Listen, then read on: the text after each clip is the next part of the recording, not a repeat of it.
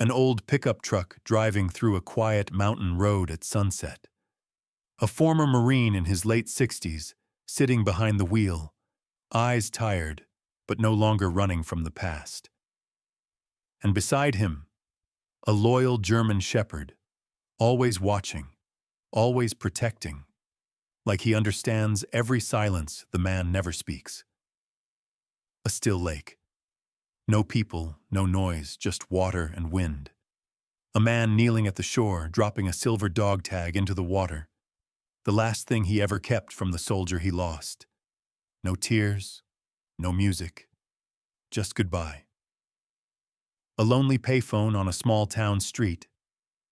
The man stands there, holding a letter he never sent, and instead of mailing it, he finally calls the woman he walked away from 20 years ago. One moment at a lake, one phone call, one promise finally kept. And for the first time in decades, the man sleeps without nightmares. If this kind of story means something to you, a story about healing, loyalty, and second chances, please subscribe, leave a comment, and share this video with someone who might need a little hope today. The wind that swept across Clearwater Lake carried the thin chill of late autumn, the kind of cold that didn't bite sharply, but settled slowly into the bones like a reminder that winter was already watching from the mountains. The lake, wide and glass still, reflected an overcast sky, pale and metallic, as if the world had been muted just enough so nothing would dare interrupt the quiet. The pine trees surrounding the lake stood tall and dark, some already losing needles to the coming snow, forming a soft carpet of fading green beneath them. There were no fishermen, no hikers, no boats, the kind of silence only found in the American wilderness before tourist season. A silence you had to earn by staying long enough to hear it. Walter McKinley stood at the edge of the water, boots half buried in the cold soil, his coat zipped high against the wind. At 68, his posture still carried the rigid lines of a former Marine. Broad shoulders, square jaw, and eyes that once scanned battlefields, but now carried the dull ache of too many years staring at nothing in particular. His hair, silver but still thick, ruffled in the breeze. His hands, veined and scarred, held something small and metallic. A dog tag and a silver chain, worn smooth from years of being carried but never touched. The kind of object people say they move on from, but never truly do. Beside him sat a full-grown German shepherd, 5 years old, alert but calm, his fur a rich mix of black and sable. His name was Rex. His build was powerful, but not aggressive. Lean muscle, upright ears, sharp eyes that watched the world as if every small sound mattered. He was the kind of dog that didn't bark without reason, trained to read a man's silence better than a man's words. He stayed close to Walter not because of command, but because loyalty lived in him like instinct. Walter didn't speak at first. He only looked at the water, then at the chain in his hand, thumb sliding across the engraved letters the way someone might trace the name of a person they hadn't let themselves say out loud in years. The tag read, Tyler James Reed, USMC, 1998-2021. The metal was cold, but not as cold as the memory attached to it. He exhaled, not dramatically, not with trembling, but with the heavy finality of someone who had finally accepted a truth he had fought too long to deny. Then he knelt, lowering the chain into the water. The surface rippled gently as the tag sank, the chain following like a silver thread disappearing into the deep. The reflection of the gray sky fractured, swallowed by the lake 1 inch at a time. "You made it home, kid," Walter whispered, voice raw but steady. Rex didn't move, only shifted closer, placing one paw forward in the dirt. His ears flicked as if he sensed that the moment didn't need sound, only presence. Walter stayed there a while, eyes fixed on the spot where the chain vanished. But he didn't cry. His face held no collapse, no dramatic grief, just a long-held weight finally setting itself down. His breath steadied. His shoulders, once tight as wire, lowered by a fraction, small but real. The world didn't respond with music or thunder or a symbolic bird taking flight. Only the wind moved, brushing across the surface of the lake, carrying the scent of pine and cold earth. No one was there to witness it. No ceremony, no flag. Just one man, one dog, and a piece of metal sinking into a lake thousands of miles away from the desert where Tyler had died. Walter stayed kneeling until the numbness in his knees reminded him he was no longer young. He stood slowly, brushing dirt from his hands. His voice, when it returned, was quiet, but clearer than it had been in years. "It's done," he said. Not to Tyler, not to the lake, but to himself. He turned, and Rex stood immediately, not waiting for a command. The dog fell into step beside him, the way a soldier once would have. No hesitation, no question. As they walked along the lakeside path, the story behind the necklace began to form in the details that surrounded Walter. The way he carried his body like someone who had once been trained to lead. The way he always scanned the tree line before moving. The way his silence was not empty but controlled. A man who had lost more than people could count, and had stopped explaining it. Rex was not just a pet. He had been assigned as a support dog years earlier, trained to help veterans with trauma. But what bonded him to Walter was not command, but recognition. When Walter brought him home as a puppy, someone had joked, "Maybe the dog can fix what the war didn't." It was meant lightly, but something in the idea stuck. Rex learned Walter's patterns, the way he paced the house at night, the way sudden noises made his breathing change, the way he stared too long at unopened drawers. The German Shepherd didn't heal Walter, but he stood guard over what was left. The cabin was still a long drive from the lake, and the sun was beginning to lower, turning the clouds a muted gold. Walter paused once more, looking back, not regretfully, but with a final glance, like someone closing the last page of a letter they had avoided reading for years. Rex watched him, head tilted slightly, then stepped closer. He pressed his body against Walter's leg, slow and gentle, the way dogs do when they know something invisible just shifted. Walter put a hand on the dog's head, not the absent pat of habit, but a firm, intentional gesture. "Come on, partner," he said. For the first time in a long time, the words didn't sound like they were pushing against grief. They sounded like they were moving past it. And somewhere deep behind them, the water swallowed a chain and a name, not erasing it, but finally letting it rest. I don't know whether humans call this goodbye or release. I only know this. For the first time since I've known him, his shoulders didn't bow when he walked away. The air in the pine woods felt colder than it had by the lake. Not the kind of cold that stung the skin, but the slow, creeping kind that settled into the earth and the bark of the trees. Walter sat on the ground, his back against a fallen log covered in patches of moss, the muted smell of pine needles mixing with damp soil. Rex, the 5-year-old German Shepherd with sharp amber eyes and a thick winter coat beginning to form, lay beside him, not in a guarding stance, but in quiet companionship. The dog rested his head against Walter's arm, not nudging, not demanding a response, just there, as if presence itself was the only language needed. Walter wasn't trembling the way he had on other nights. When memories came in waves, he couldn't stop. His breathing was steady, his hands still. He stared ahead, not at anything in particular, just the kind of long stare that came from someone finally past the moment of collapse, almost surprised to still be upright.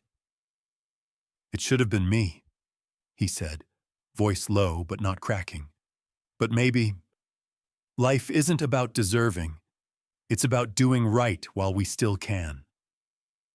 It wasn't a confession, not guilt begging to be forgiven. It was acceptance, shaped into words for the first time. Rex's ears twitched at the sound of his voice, and the dog inched closer, placing his head on Walter's hand. The gesture was subtle, gentle, enough to say "I'm here" without interrupting the silence. A branch snapped nearby, not sharply, but with the slow break of weight on old wood. Walter looked up and saw a man approaching through the trees, moving at an unhurried pace. He looked to be in his late 50s, tall and wiry, with a weathered face framed by a scruffy gray beard. His clothes were layered against the cold, a thick flannel shirt, a canvas hunting vest, and worn boots that had clearly lived more years in the outdoors than in a closet. He carried a thermos in one hand and a calm expression that belonged to someone who had lived in Montana long enough to know when to talk and when to stay quiet. This was Harlan Briggs, the owner of a small diner in town, a place where old veterans, truckers, and hunters sat in the same room and called silence a kind of conversation. Harlan had once served in the Army, though he never talked about it unless someone else spoke first. His left knee carried a slow limp from a training accident long before he ever saw combat, and the limp became part of his walk, part of his identity, as natural as the lines in his face. He wasn't bitter, just built from a quieter kind of resilience. "Didn't mean to sneak up on you," Harlan said, stopping a few feet away. "Saw your truck on the trail. Figured you were still out here." Walter didn't stand. He just nodded, a small, respectful acknowledgement. Rex didn't growl, only watched the newcomer with alert but controlled focus. Tail still, ears forward. The response of a well-trained dog assessing, not reacting. Harlan held out the thermos. "Coffee? Hot? Figured you could use some." Walter took it, not out of politeness, but because he knew the gesture came from someone who understood the weight of quiet moments. "Thanks," he said. Harlan sat on a stump a few feet away instead of towering over him, showing the kind of social instinct learned from years of speaking to people who didn't always want to talk. "You come out here for him?" Harlan asked gently, tilting his head toward the lake's direction. Walter didn't answer right away, but the lack of denial was enough. Harlan took a slow breath, rubbing a thumb along his beard. "I heard about the kid," he said. "Tyler, right? The one you trained. Good boy, too young." Walter nodded once, eyes still distant. 23, he said. "Did everything right, followed orders, watched out for the others." His voice hardened slightly. "And the world pays that back with a folded flag." Harlan didn't offer false comfort. He just let the silence sit where it needed to. "You know," he said after a moment, "people like us, we spend years trying to make sense of the balance sheet. Why we're here and someone else isn't. Never adds up. It's not math. It's just life hitting where it hits." Walter exhaled slowly, not resisting the words, just absorbing them. "And the dog?" Harlan asked, glancing at Rex with something like admiration.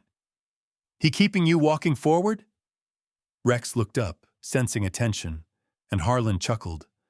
"Smart eyes. He knows more than most folks I've met."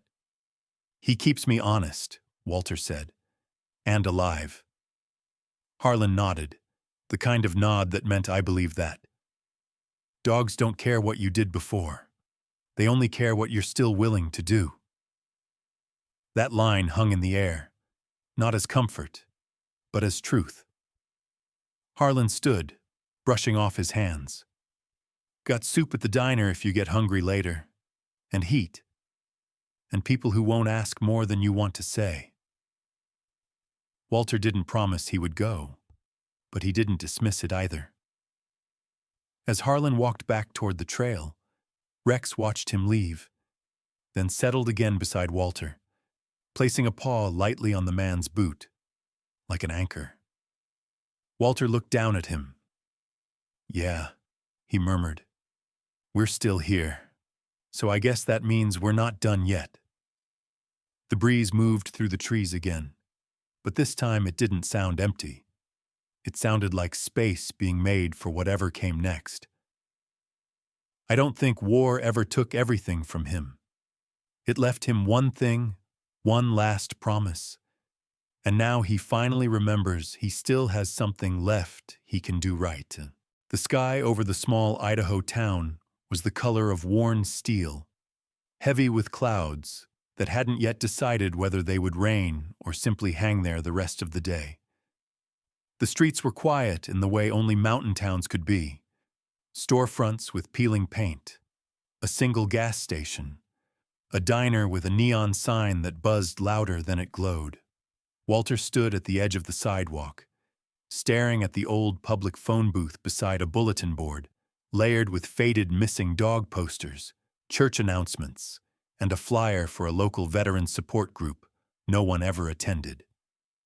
The letter in his hand had been folded so many times, the creases looked like scars in the paper. The envelope was yellowed, addressed in handwriting that was steadier years ago. Sarah Thompson. The stamp was never used. He had written it twice, maybe 3 times, but never mailed it. Today, he wasn't here to send it. Rex sat beside him, the 5-year-old German shepherd, alert but calm, eyes scanning like he had been trained to read human tension. His fur caught the cold wind, and his tail rested still, not wagging, not stiff, waiting. Walter opened the glass door of the phone booth, its hinges groaning like they resented being disturbed after years of silence. He stepped inside, dropped the letter into his coat pocket, and lifted the receiver. The numbers were old-style metal buttons, their paint chipped from years of weather and discourtesy. He dialed slowly, each press a piece of memory returning whether he wanted it or not. The phone rang. Once, twice, 3 times. On the 4th ring, a woman's voice answered. Older now, but he knew it instantly. "Hello?" Walter inhaled once before speaking, steadying himself. "Sarah, it's me." The pause that followed was not dramatic, not cinematic, just real. A silence filled with recognition, confusion, and all the unfinished sentences of a life left somewhere between wartime scars and years of distance. We don't hear the rest of the call. The camera stays outside the booth, rain beginning to form in the clouds, the world waiting but refusing to intrude. Inside, Walter spoke slowly, not to explain, not to justify, but simply to speak. That alone was the milestone. When he stepped back outside, the call had ended. Rex approached him, nudging his hand with his nose. Walter rubbed the dog's ear, not with sorrow, but with a kind of weary relief. "Yeah," he said quietly. "I finally said it."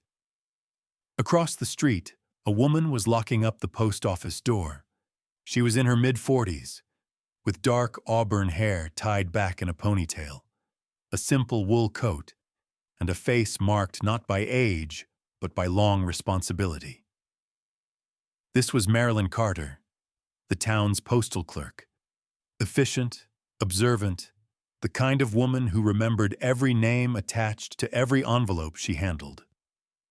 She had noticed Walter before, months ago, when he bought stamps but never mailed anything.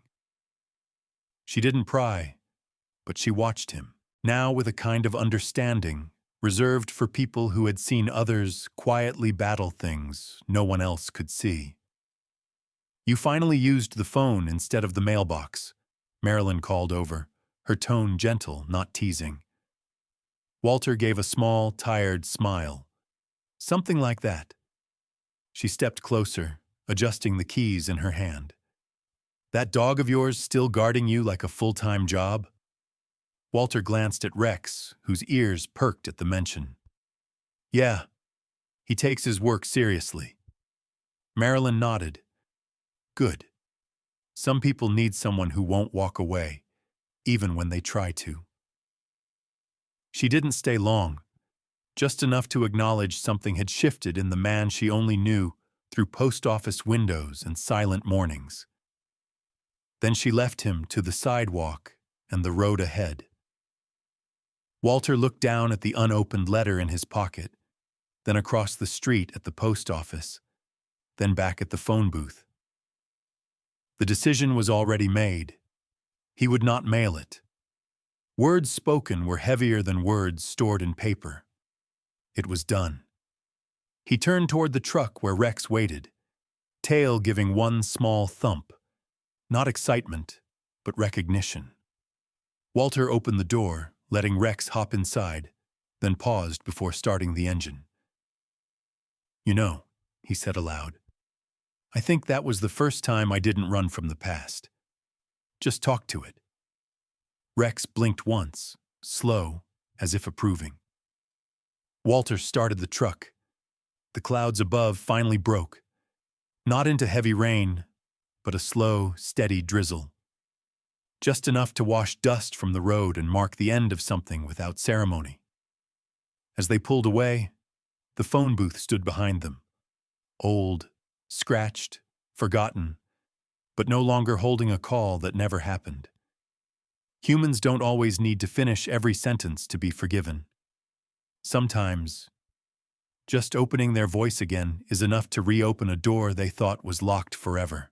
The road that cut through the Clearwater National Forest stretched ahead like a ribbon of faded asphalt, bordered by towering pines and patches of golden grass shifting in the wind. The sky was clearer than it had been in days, soft sunlight filtering through scattered clouds, bright enough to warm the windshield, but gentle enough not to blind. Walter drove with one hand on the wheel, the other resting loosely on the armrest, a posture that hadn't belonged to him in years. Relaxed, unguarded, almost ordinary.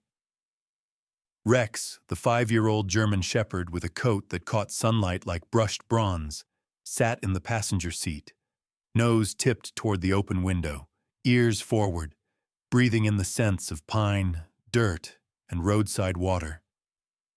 The silence in the truck wasn't heavy. It wasn't the kind that filled the air when people ran from memories. It was the quiet that came after a long storm, when the ground was still wet, but the sky was already clearing. Walter reached forward, turning the old radio dial until a soft crackle resolved into an old country song, one from before the wars he served in, before the funerals, before the sleepless years. He didn't turn it down. He didn't turn it off. He just let it play, fingers tapping the beat against the steering wheel, almost unnoticed. They passed an overlook where the trees opened into a wide view of mountains layered blue against the horizon. Walter slowed the truck and pulled into the gravel turnout. Not because he needed to, because he wanted to. He stepped out, the wind brushing across his face, and Rex jumped down after him, landing solidly on the dirt. The dog scanned the area, tail low but loose, the trained instinct of a guardian but the body language of a companion who no longer expected danger every time the world went quiet.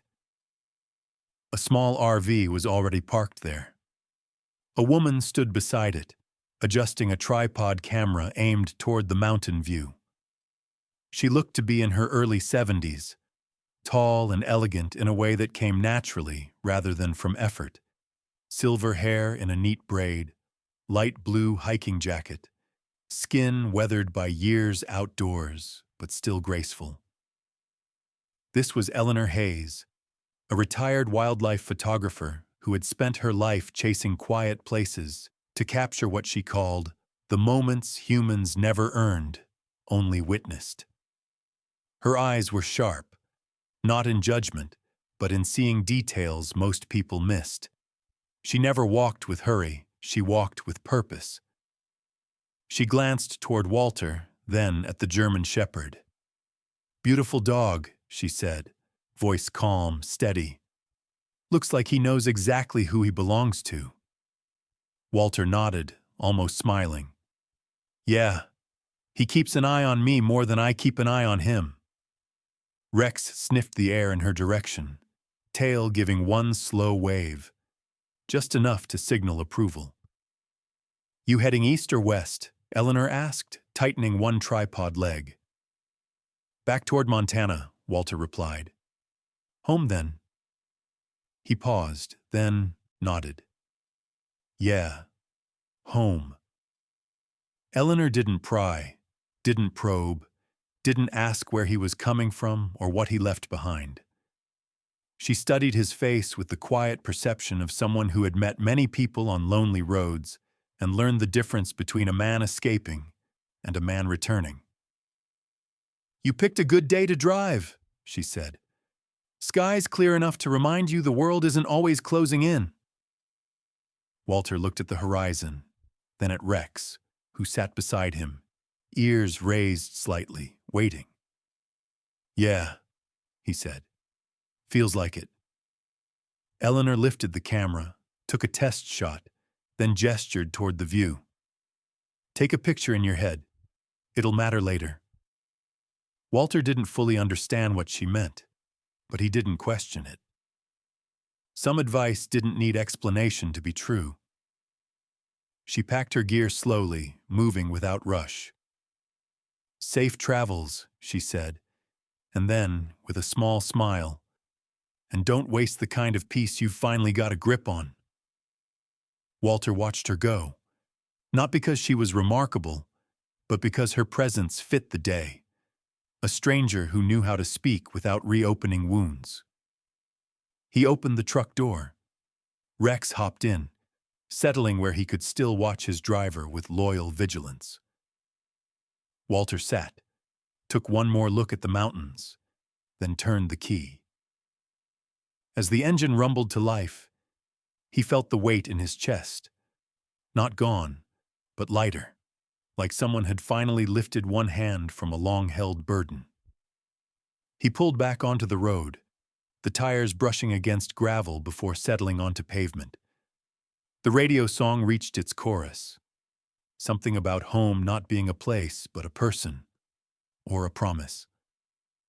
Walter rested his arm on the open window, wind rushing in, carrying the scent of pine and open distance.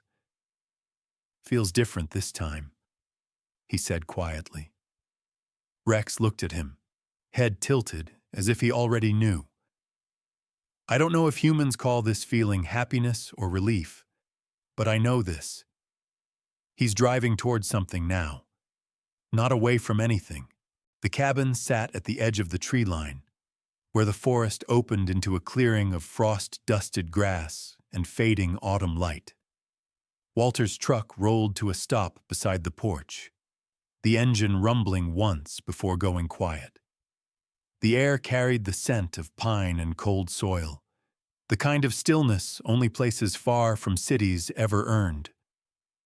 The sun was lowering behind the mountains, turning the sky into layers of orange and violet, the color of a day that had finally agreed to end without a fight. Walter stepped out, joints stiff from the drive but not weighed down the way they once were. Rex hopped down beside him, the 5-year-old German Shepherd shaking out his coat, ears rising as he scanned the property. Routine, alert, loyal. But even in that instinctive vigilance, there was no tension, just presence.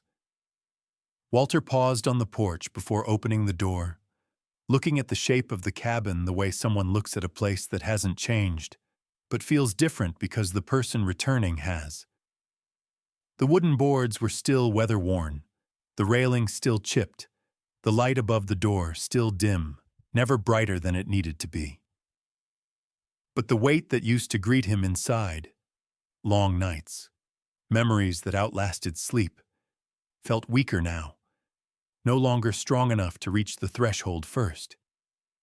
Inside, the living room was exactly how it had always been. A stone fireplace, a small table with only one chair, the old armchair where Rex usually slept beside him, and the framed photographs on the wall. Except one of them had been face down for years. Walter crossed the room, lifted the fallen frame, and wiped a sleeve across the glass. It was a picture of him and his unit, taken somewhere overseas. Dust, sand, youth in their faces, the innocence of not yet knowing how much war takes even from the ones who make it home. Walter looked at their expressions. The young man he used to be, standing beside Tyler, the boy who never came back. For years, the photo had been a wound he couldn't look at. Tonight, it wasn't a wound, just truth. Walter hung it back on the wall, facing outward, not hidden, not upside down. And beside it, he placed a new frame. A photograph taken just days earlier, Walter standing at the lakeshore, Rex seated at his side, evening sunlight turning the water gold. A picture not of war, but of what survived it. Rex lay down at Walter's feet, paws crossed, ears still scanning the quiet, but his eyes soft. The dog seemed to understand the shift, not in the room, but in the man he watched over. Walter spoke softly, not as confession, not as regret, but as acknowledgement. We don't forget them. We just carry them better. The fire hummed in the hearth. The cabin was warm. The air no longer felt like it was waiting for something to break. Night settled in slowly. Walter turned off the lamp, leaving only the soft orange glow of the fading fire. He walked to the small bedroom. No hesitation, no pacing, no unfinished rituals to keep nightmares away. Rex followed, then circled twice before resting at the foot of the bed, body curled but ready, in the way German shepherds rest without ever fully surrendering alertness. Walter lay down. He didn't exhale sharply, didn't brace, didn't fight the dark. His eyes closed the way anyone's do when a day has been lived and finished.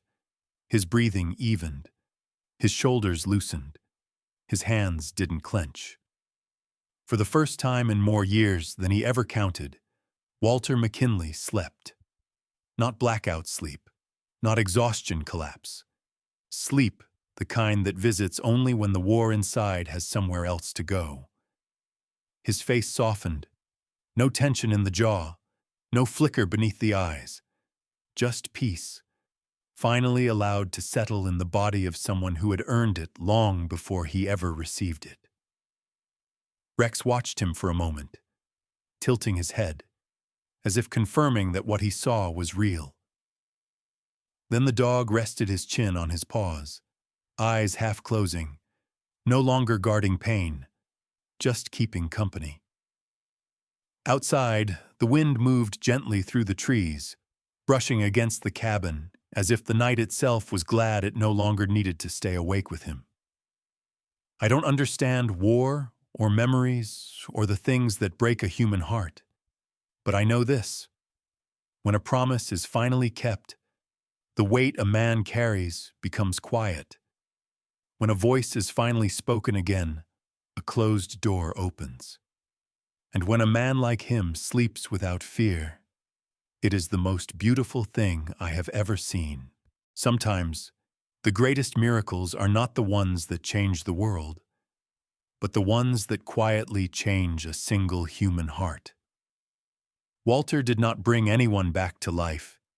He did not erase the past, but he found peace where there once was pain and rest where there once was war. And maybe that is how God works most of the time, not by undoing what hurt us, but by giving us the strength to carry it differently until the weight no longer breaks us. In life, we all fight battles no one sees. Some carry regrets, some carry memories, some carry names we still whisper in prayer. But the story reminds us, it's never too late to heal, never too late to say what was left unsaid, never too late to forgive, including forgiving ourselves. If you're watching this right now, maybe this story reached you for a reason.